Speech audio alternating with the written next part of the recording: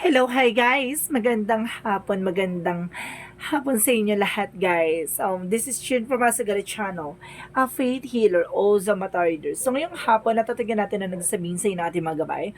This is a weekly gabay for the month of November 17 hanggang November 23 for the sign of Leo. So, Leo, welcome to my channel.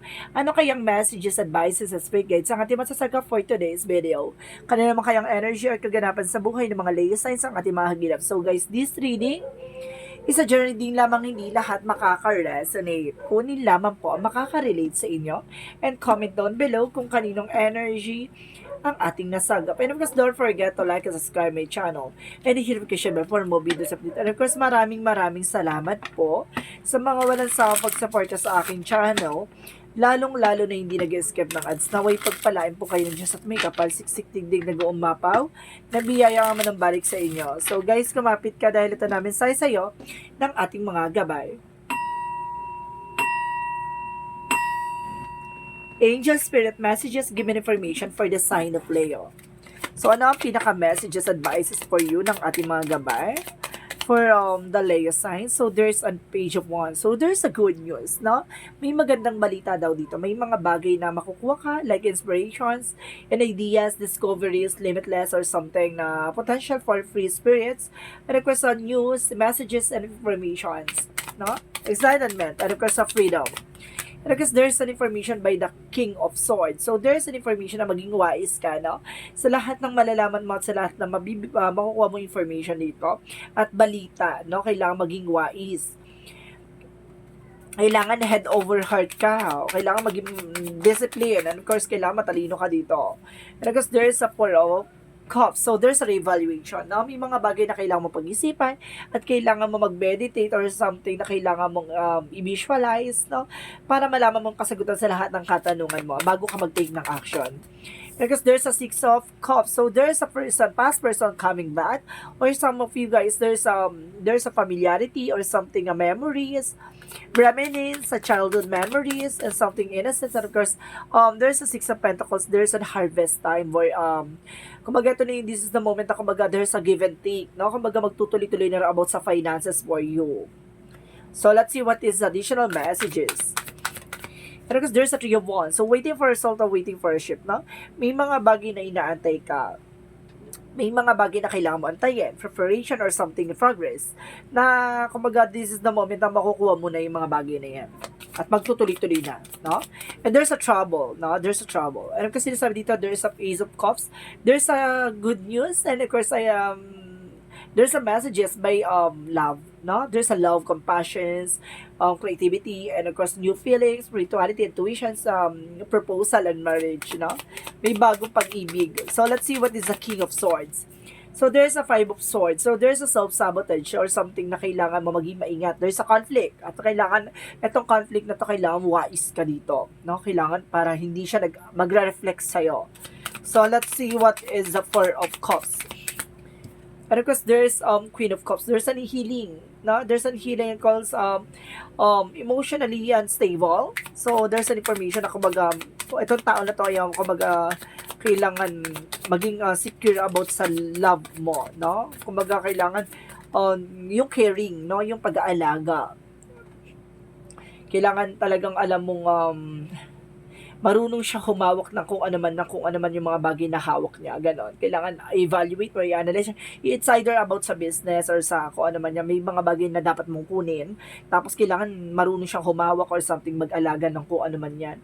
And because there's a Nine of Pentacles, there's a blossoming abundance. So this is the moment na kumbaga lalakas ang negosyo, hanap buhay mo dito, no?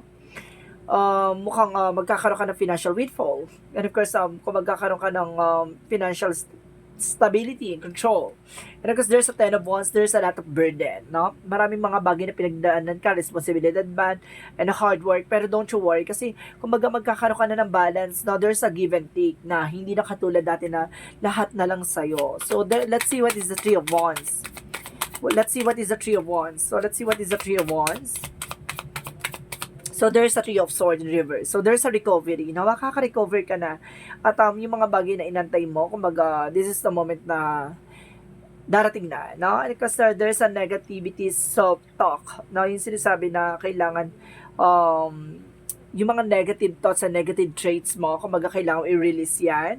And because sa releasing pain, kailangan mo alisin yung mga sakit, alisin mo yung kirot, lahat ng mga pinagdaanan mo, no? Kumbaga, hindi ka kasi makaka-move on, hindi ka makakaalis sa situation hanggang may dala-dala ka pang bigat na nararamdaman. Let's see what is the Page of Wands and the Ace of Cups. So, there is a Ten of Swords. So, let's see meron dito nga betrayal and painful ending, no? Nagkaroon ng deception or something once, no? Napakalalim and time of crisis. So, ibig sabihin dito na maaring itong good news na to, nagdala sa pagdating sa pag-ibig. This is the moment na kumbaga sa lahat ng pinagdaanan mo pagdating sa love life, nagkaroon ng defeat, failure, kumbaga this is the moment na may taong darating talaga para sa'yo, no? So, let's see what is the King of Swords and the Five of Swords. So, there's a Two of Swords, there's a decision. Kailangan mo mag-decision dito as soon as possible. May mga bagay na kailangan mong mag-take ng action or something na kailangan mong gawin, no? At ingatan at timbangin. So, let's see what is the Four of Cups and of course the Queen of Cups. And of course, there's a Knight of Wands. So, there's a final push or something. There's waiting for a result or waiting for a ship or something na there's a perseverance na kailangan mo pagtiyagaan, no? Kumbaga, kailangan itong tao na to yung marunong magtiyaga, marunong mag-alaga. Kumbaga, kailangan i-evaluate mo yung tao na to kung siya ba talaga yung swak dun sa hinahanap mo. So, let's see what is the Six of Cups and the Nine of Pentacles. So, there's Queen of Wands, there's a stability and control. Na kumbaga, there's a confidence. So, kailangan, alam, itong tao na to is determination. So, talagang, or either, ikaw to ay determinado ka sa kung ano man ang gusto mo makuha. May mga bagay na nangyari sa'yo from the past na kailangan mo na i-let go, na kailangan mo mag-focus sa sarili mo, no? For your good things, no?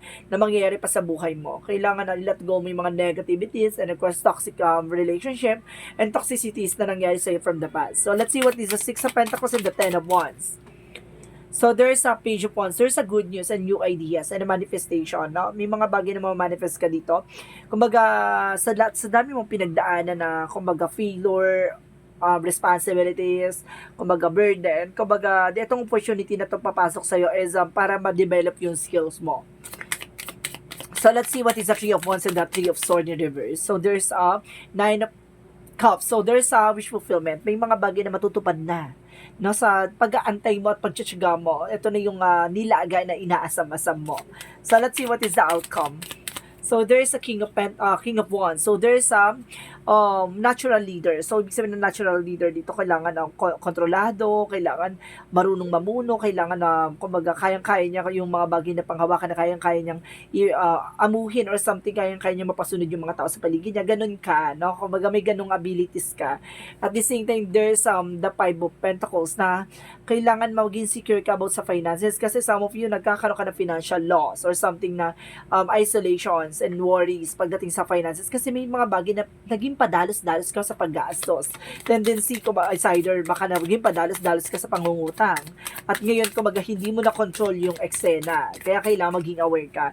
And because there's a Wheel of Fortune, kumaga, there's a good luck coming in for you. And of course, there's a karma life cycle. Kumaga, magbabago na yung buhay mo dito na, kumaga, it's a good karma for you. Kung may mga bagay na ginawa ka mabuti sa ibang tao. Kumaga, there's a good and bad. So, ibig sabihin dito, what goes around comes around. There's a cause and effect na nangyari sa buhay mo.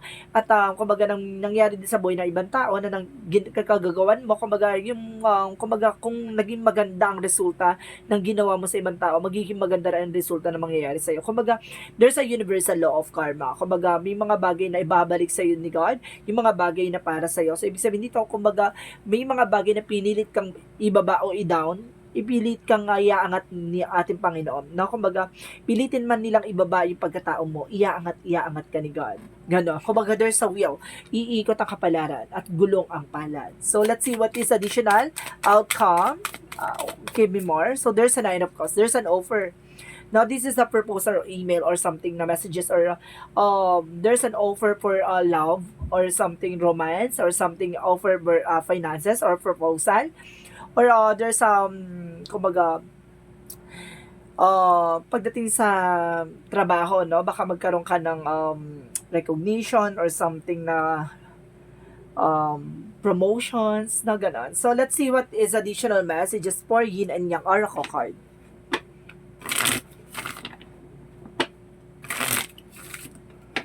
Let's see what is the Yin and Yang Oracle card. There's comfort zone, no? Kailangan mo nang pakawalan yung mga negative thoughts and negative attitudes mo. Kasi yung nagbibigay sa'yo ng blockages. And there's a fear. See? Alisin mo din daw yung fear mo or pangamba or something na kung ano man yung kinakatakutan mo. And of course, there's a reunion. So, some of you, there's a, kumbaga, connection pagdating sa soul, there's a soul contract talaga. May mga bagay na kumbaga, maaaring it's a homecoming or something na may babalikan. So, let's see what is the love oracle card.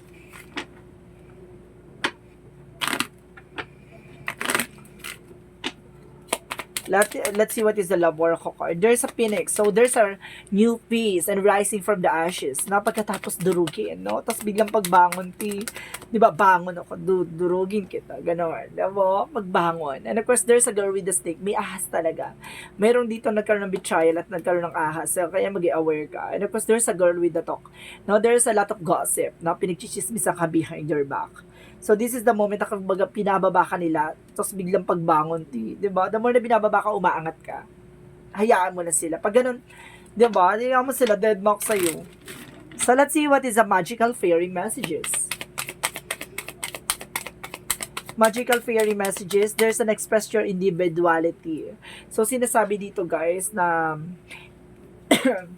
excuse me, allow your true self to shine because you're awesome. See, pakita mo kung sino ka talaga, kung ano talagang kakayanan mo, ganon. So, hindi po porkit nagsasabi ako ng is for women to, ha.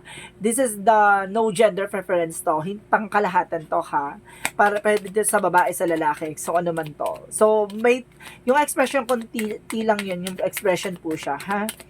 So, let's see what is Archangel Michael. There's your children are watched over by angels, no? Ginagabayan daw yung mga anak. And so, sense of humor. So, ibig sabihin dito, kailangan pataasin mo yung sense of humor mo. So, sa dami mo pinagdaanan, kumbaga, marunong ka pa rin i-balancehin, no? Kumbaga, kahit na down ka na, marunong ka pa rin ngumiti, no? At marunong ka pa din na, kumbaga, isipin yung mga magiging positive outcome or possibilities. So, let's see what is additional messages.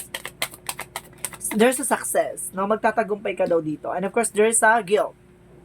Some of you, maraming galit sa'yo. Let's see what is additional messages for the Leo signs.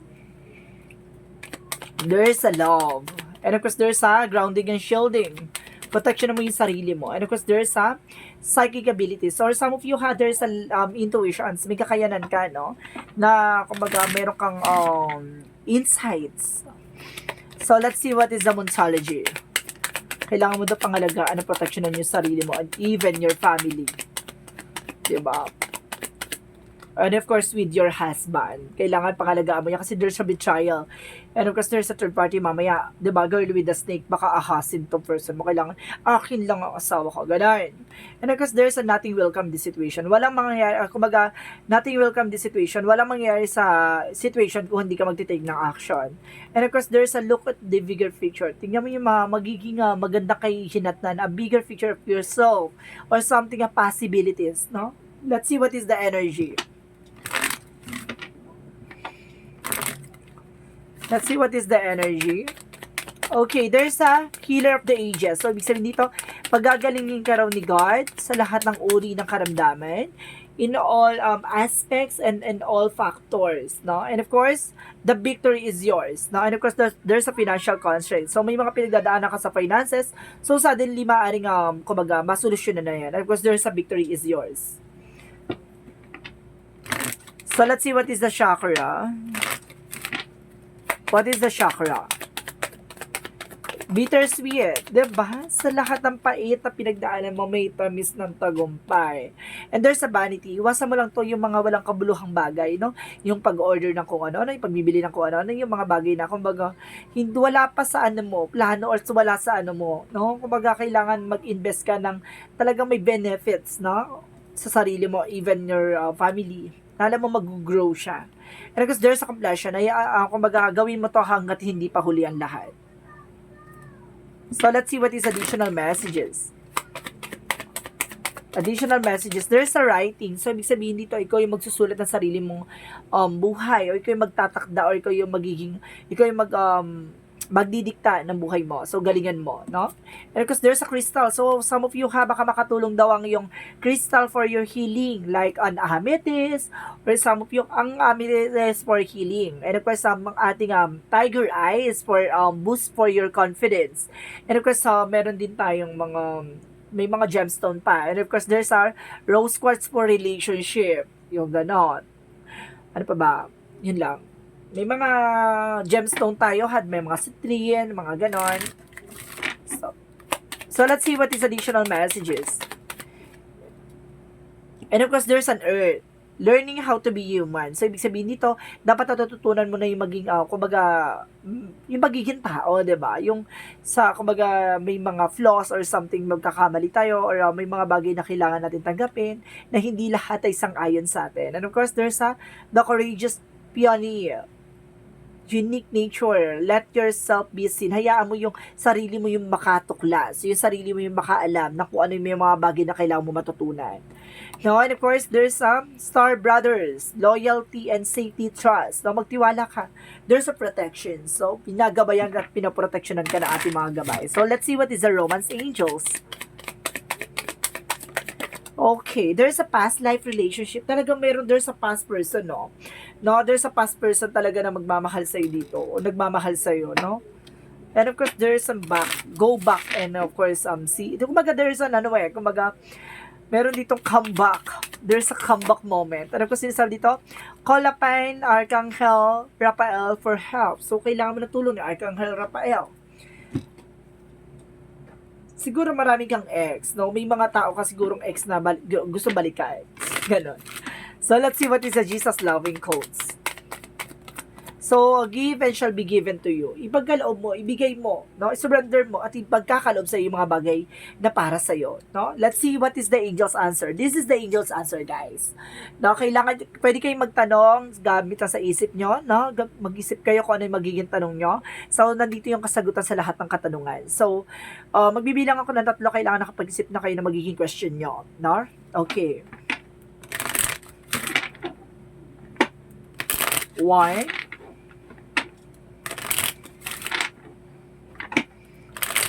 2,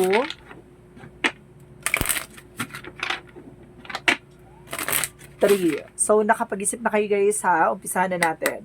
Angel's answer. Give me an information. Oops. So, sinasabi dito, there's within the next few weeks. So, malalaman mo daw ang kasagutan sa susunod na linggo.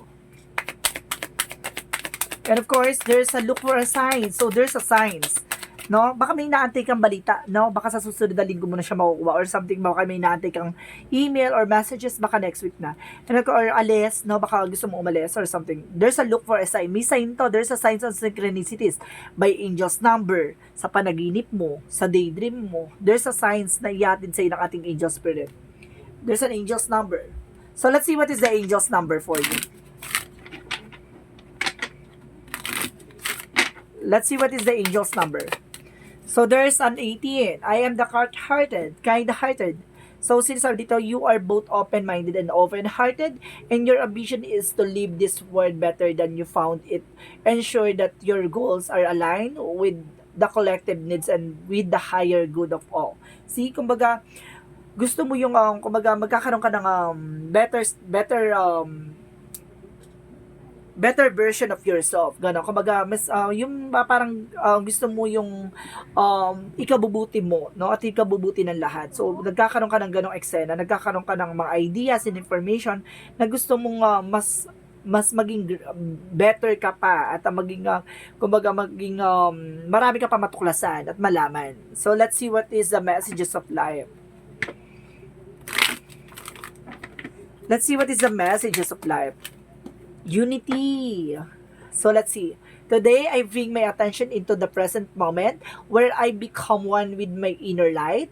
As I make this consciousness connection, I find myself centered in my heart and begin to glow with my own divinity. Union with my inner light provides me with the wise and stable base on which I can now live every day of my life. So, kumbaga pagkakaroon pagkakaisa, no? Kumbaga, dead ba ka na sa mga negativities or something, kumbaga meron ka ng ano, or kumbaga alam mo sa sarili mo yung tama't mali, alam mo yung sa sarili mo yung alam mo yung mag-grow sa'yo, no? At alam mo magkakaroon ka ng growth expansion sa mga experiences na yan. So this is a connection na alam mo makakatulong pa sa'yo.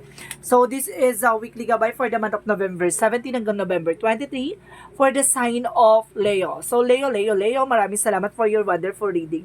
And of course, this reading is a general reading lamang, hindi lahat makaka-resonate. Kunin lamang pa makaka-relate sa inyo, and comment down below kung kaninong energy ang ating nasagap. Maraming salamat sa mga walang sawang pag-support sa aking channel, lalong-lalo na hindi nag-skip ng ads. Naway pagpalaan kayo ng just not may kapal, siksik, diglig, nag-uumapa ang biyayang manambalik sa inyo.